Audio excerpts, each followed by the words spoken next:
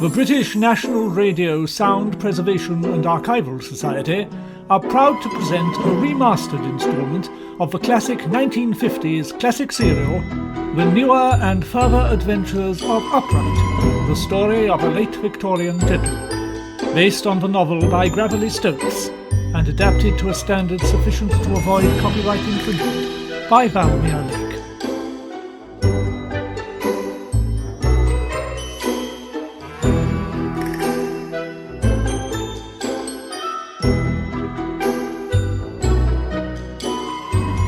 Episode 3. A Change of Plan. Take the other end of this lettuce and pull, Mary. It won't budge, Mrs. Jiggles. It must. Is it National Lettuce Pulling Day again already, Mrs. Jiggles? Nearly, sir, but we've got to get into trading. Pull! I'm pulling. We can't let that Mrs. Boggles from the turnip skin shop win again. Oh, no! You've torn another one. What did I say about tensile strength and weight to lettuce ratio? Sorry, Mrs. Jiggles. Well, where am I going to get another lettuce now? Everything is packed, apart from my clean socks, which I cannot find. I have looked everywhere except the top drawer of the dresser.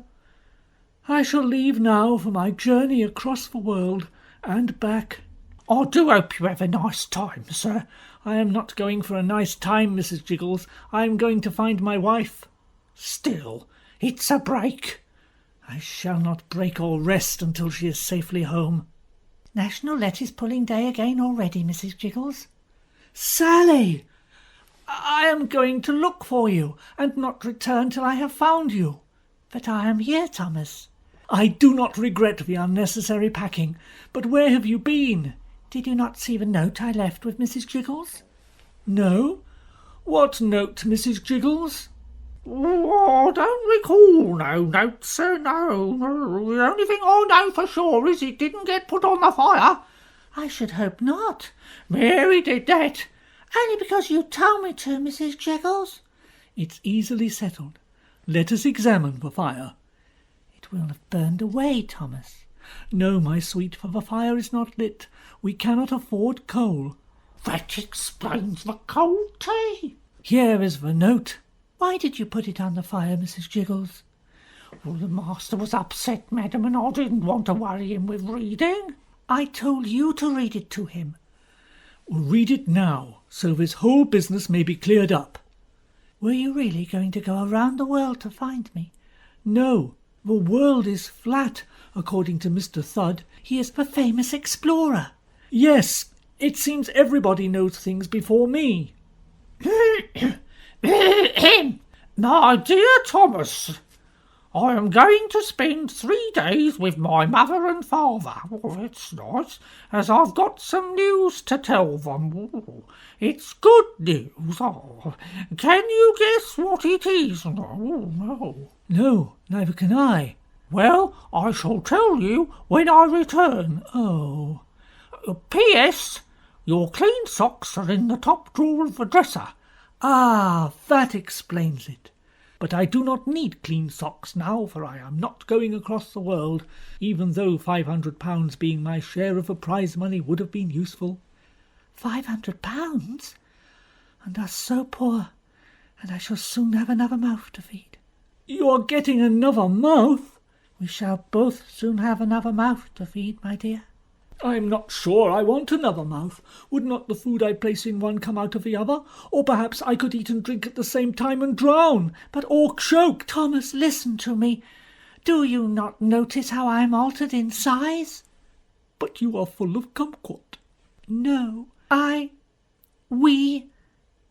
am to have a baby. Our baby. Oh! You are to be a father. Who told you this? Well, I know by women's means, though Dr. Handy confirms it. You have disappointed me, Sally. Disappointed? I am not ready to be a father, for you know there is still the wallpapering to do in the little room, and there is that deep hole in the garden which I am sure someone will fall down one day with disastrous consequences. It is not all my doing. Indeed not. It is Mr. Tipplehop's extension. That is what caused the trouble. He has undermined my foundations. I mean, the baby is not all my doing. Do not try to blame Dr. Handy. He will say anything for twopence. I mean, the baby. You are responsible too. My old mother used to say the best way not to have a baby is to walk round and round a glass of water. Does that work, Mrs. Jiggles? So long as you don't stop for a rest. Oh dear, it might be wise for Thomas to be absent until after my child is born, and the boarding-house, for all his efforts, or indeed because of them, is scarcely keeping us. £500 would be extremely useful. While my wife was mumbling to herself in the corner for some reason, I decided to return to my room and unpack my bag. In the hall, I bumped into Mr. Secretly. Sorry, Mr. Secretly, I did not hear you. Oh, no, it's my soft feet. There's a medical name for me. I am sure there is. Pray excuse me, I am going upstairs. Wait, I've got important papers you must see at once. Legal matters. It does indeed. I tried to move past, as I did not want Mr. Secretly to discover I cannot read, especially as for several weeks I had been pretending to read a novel to impress him. Ha! This is so amusing! Ha ha ha ha! What's amusing, Mr. Upright? Why, this! And then I realized I had forgotten the book, and had merely been laughing at my hand. I do not think he noticed. But these papers concern Mrs. Upright. My wife, she is safely home. No, not your wife. The other Mrs. Upright. Your mother, in the far-off land of Australia. It seems Mr. Secretly is a solicitor acting on behalf of my mother, who married the chimney sweep and moved to Australia. With fewer chimney pots from London, Australia has not provided them with the rich living they expected, and my mother has decided she needs to sell the boarding-house for money. Papers required have recently arrived. But you own the boarding-house, Thomas. You said she left it to you when she went. To be fair, I think she said she left it when she went. Oh, Thomas, sometimes you exasperate me. What are we to do? I managed to get another lettuce. Don't ask me how. Ask me no questions and I'll tell you no lies. But Mary's off the team. I'm going to take Mrs. Boggles on single-handed. There is another way to resolve this. There is? Yes. What's that then? Purchase the property. What property? This one. How will that help? Well, then you won't need to move out. Well, I've no intention of moving out. Mrs. Jiggles, please, don't interrupt. But I don't see what it's got to do with lettuce. I was wondering that myself. Please explain, Mr. Secretly. What has this to do with lettuce? Nothing. Well, kindly waste no more of my time. Mr. Secretly, please, how much would it cost? Well, near enough for taking one thing with another, not forgetting overheads here and underheads over there, about £492, 6 shillings and sixpence. Thomas, you must go across the world and bring home your share of the prize money.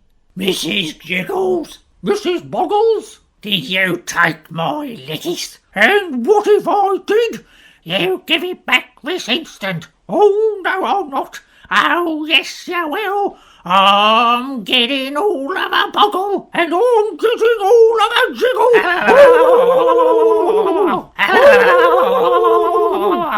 Thomas, I do not want to see you go, but you must.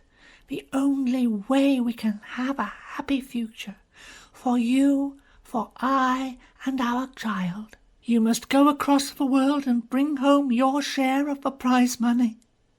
And so it is decided that I shall travel with Mr. Thud and come home with my share of the money. As I approach the meeting place with my bag of belongings, I reflect that with Whippet's wife also returned, I shall not have to endure his company on the expedition. Hurry up, Upright! Whippet! Why are you here? Adventure, Upright. I have missed it. But Lucy, who? Your wife? Oh, yes, her. Oh, we must find her. She is at home. My Sally told me. She is at home too. My home. Then why are you going?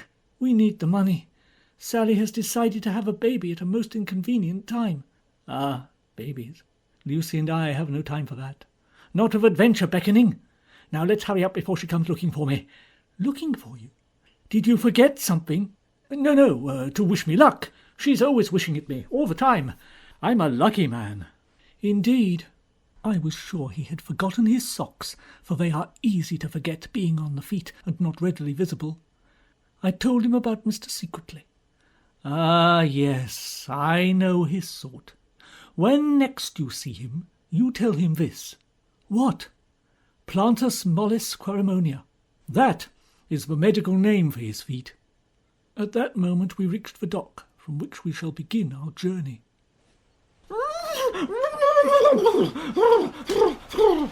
Why, Mr. Rosie knows what is wrong.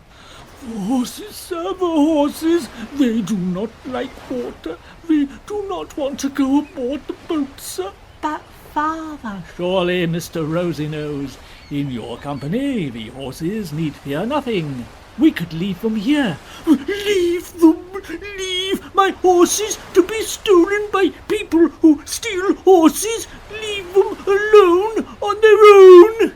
Yes, silence, Upright. Mr. Rosie Nose will sit with them and keep them calm. Ooh, frightened horses, frightened horses. Ooh.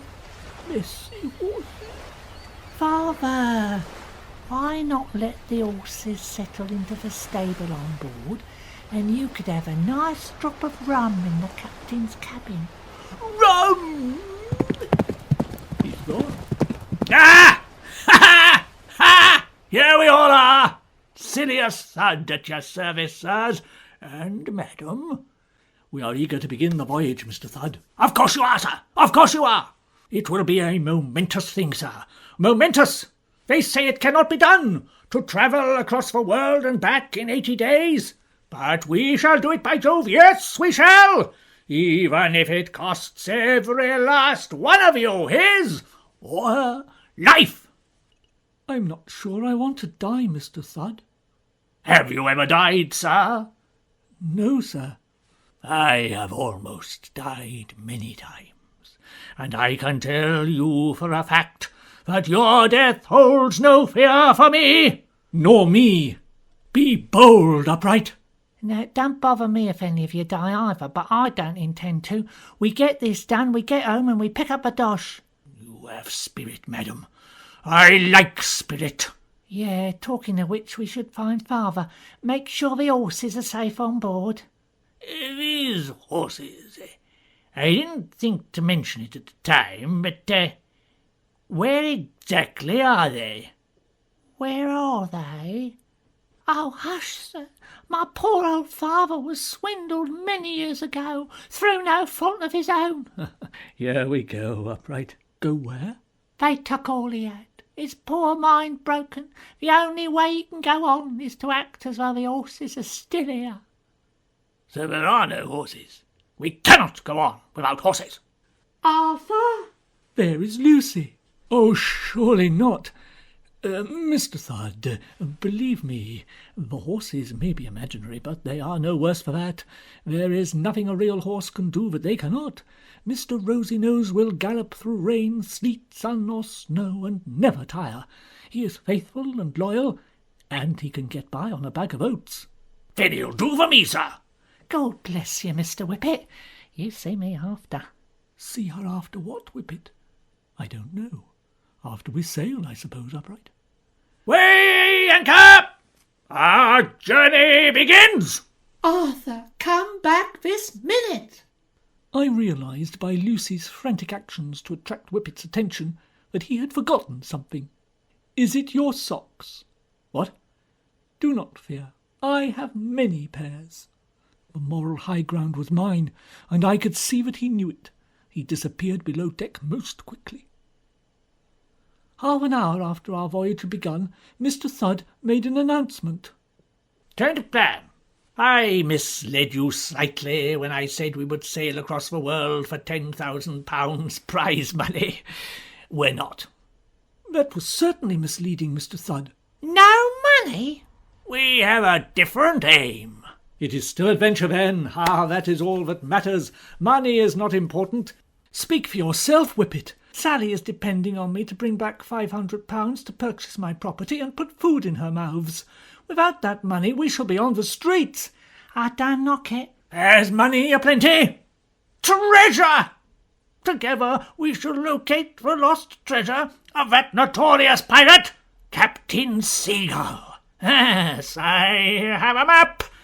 And now for trusty companions, and, most crucial of all, a team of strong horses to pull it up from the deep pit wherein it lies. So long as I have £500, I do not care where we travel. Well, it'll be more than 500, sir. Riches beyond belief. Thus it is that I, Mr. Thud, Miss Rosy-Nose, Mr. Rosy-Nose, and the horses, and Whippet, began what will turn out to be a dangerous, extraordinary adventure. Mr. Snivellingly, everyone had forgotten about you. I'm never far away, young master. Never far away. Little did I know then of the conversation which had delayed Snivellingly, and which would directly affect I and my success on this perilous quest. For Mr. Snivellingly is not to be trusted. No. You have been listening to A Change of Plan, being episode 3 of Upright, the newer and further adventures of a late Victorian gentleman, adapted by Varamir Lake from the novel by Gravelly Stokes. Next week, episode 4, The Traitor.